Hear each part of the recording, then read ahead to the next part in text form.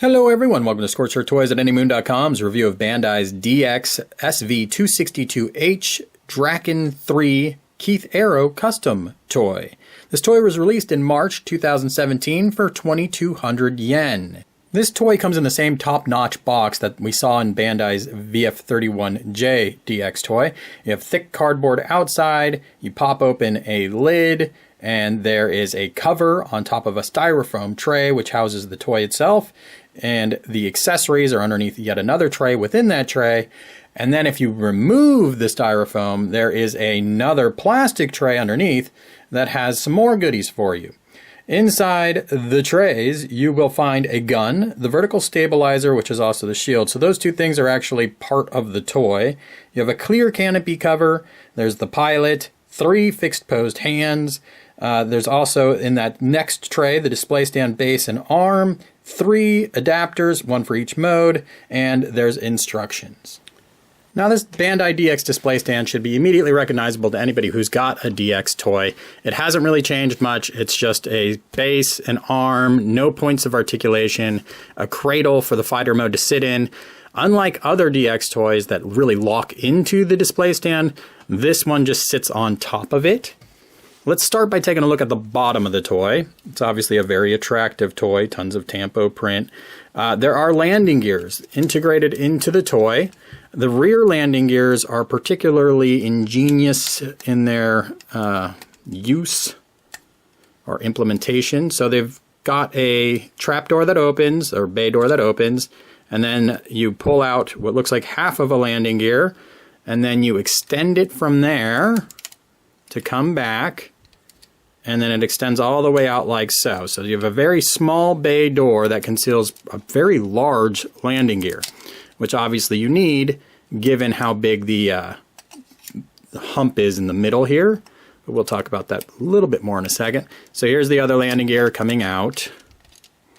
So there are the 2 rear landing gears.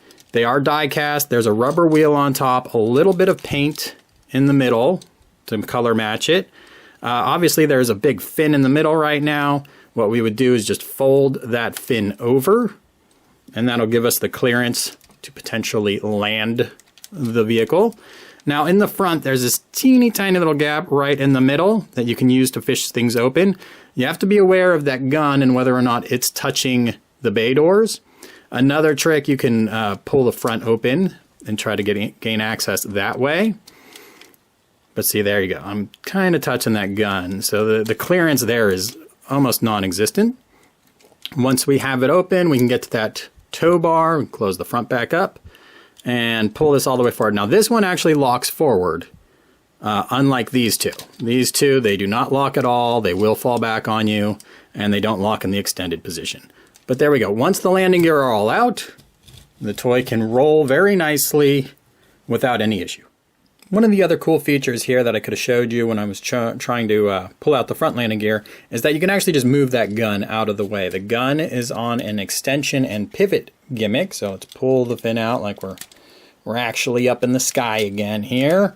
And we can pull the gun forward. Now it always pops off. It doesn't lock into place quite well enough, but we can pull it forward and then up, and then we can go ahead and angle it, make it like it's shooting at things, and then when you want to put it back away, you're just going to slide it in butt first into that housing there. Now one thing I would have liked to have seen is that there is a little hole right in the middle for transformation there.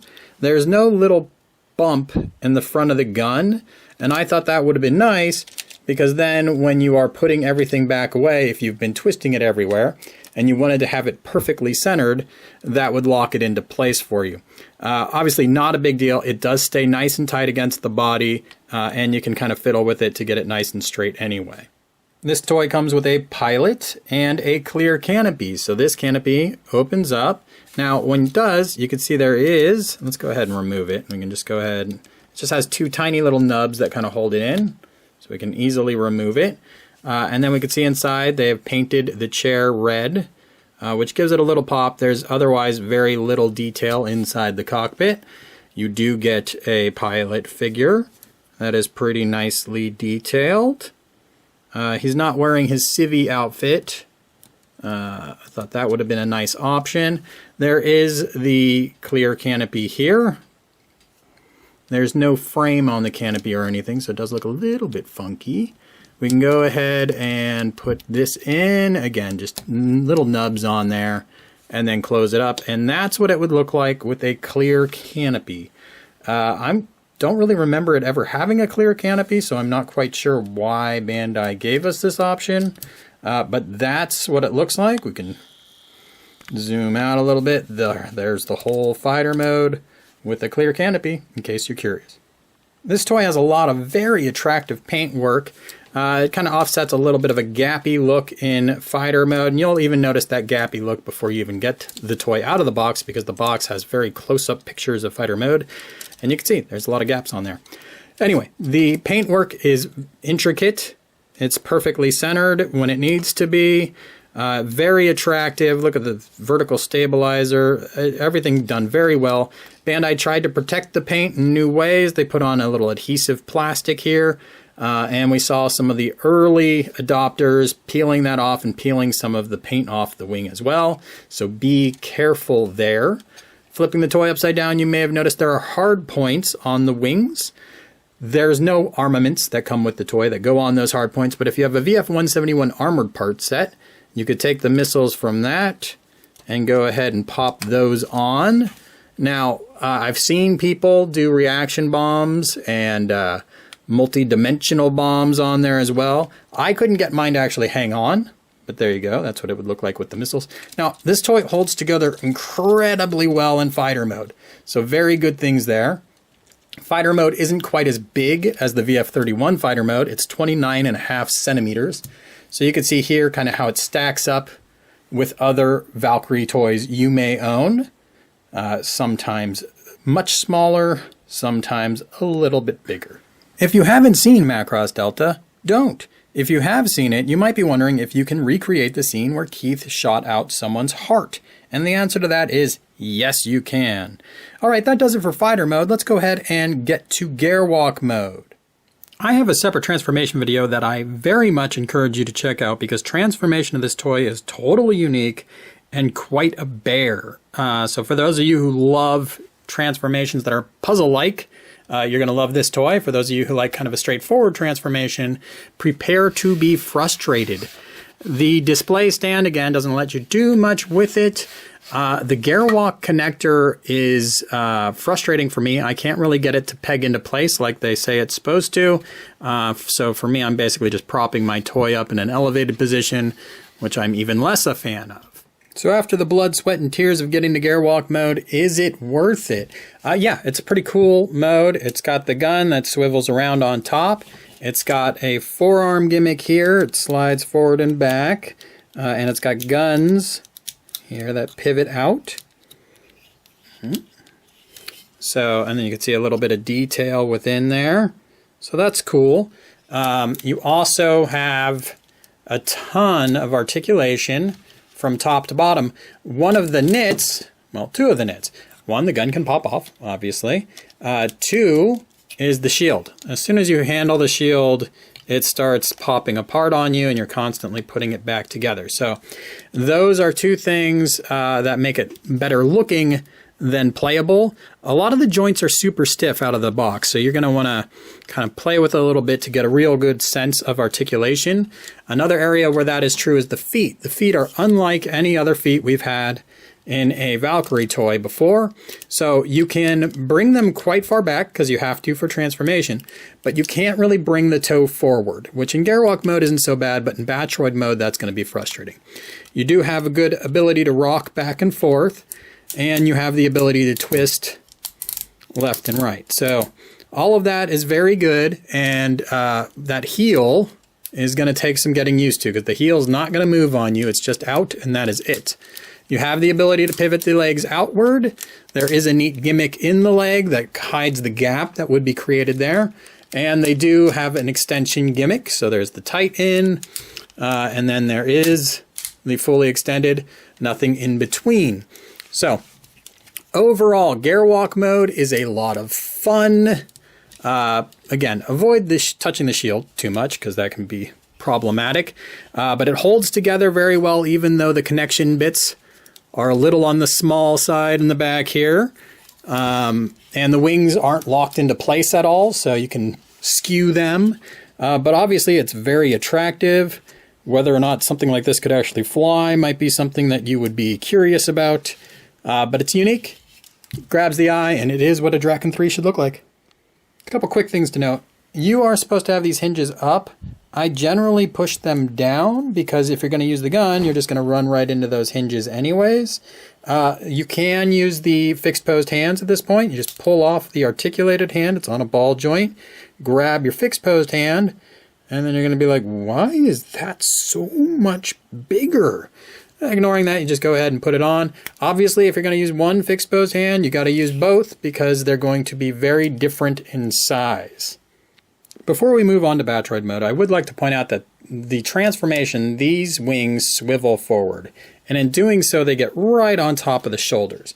So that impairs your ability to have a really far out angle on your Gwalk mode. If you wanted to have it really flat, you're going to run into the shoulders, unless, of course, you bring the shoulders forward, and then that gives you a little bit more leeway.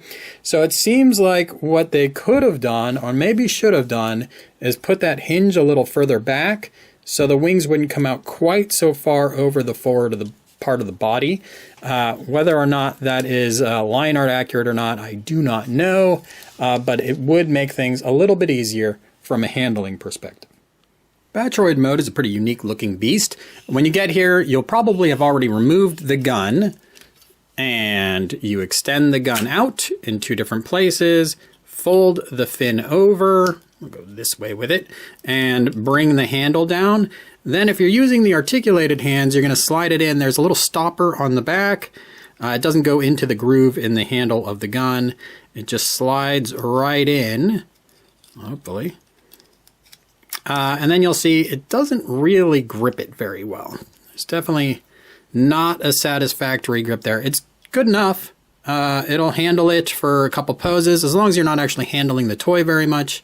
But what you should do is grab the fixed posed hand and put that on there, and then obviously pop that on your toy. It'll be much more secure.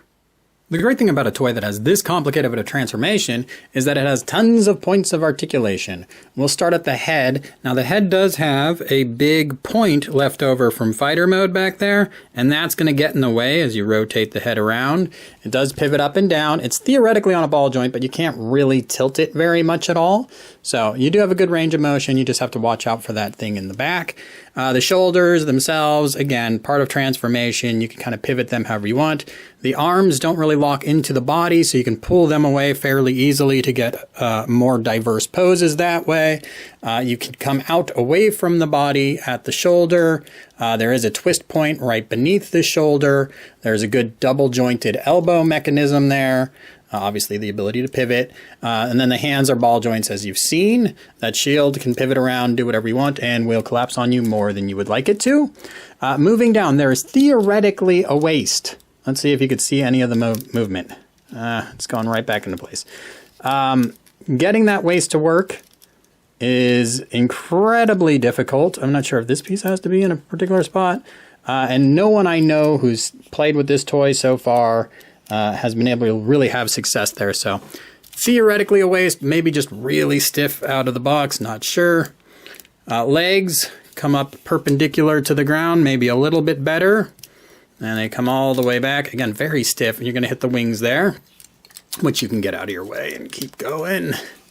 So there you go. Then obviously, huge range of motion out. The only thing that's going to limit you is potentially the spiky parts on the top of the hips, getting into the waist area, moving down. You could also bring them out, obviously, because that's part of transformation. Moving down, you have your knee, which again, very good range of motion there, better than 90 degrees. And it comes forward 90 degrees. And there is a Gwalk joint in there too. And a little bit of a twist at that point too. So good things there. You have the little collapsing piece there if you have the legs all the way collapsed, and you should for Battroid mode, but obviously you could pop them loose to cheat on some poses. You can see I've popped open my chest a couple times while doing the articulation run through. Going down to the feet, we've already talked about them a lot. You can actually rotate them all the way around if you have them fully extended. Still no upward toe, and I've shown you kind of the pivot back. So there you go. Articulation, all the points you need, except for the ability for the toe to come upward. It is a lot of fun to handle this toy, and you will get it in some great looking poses.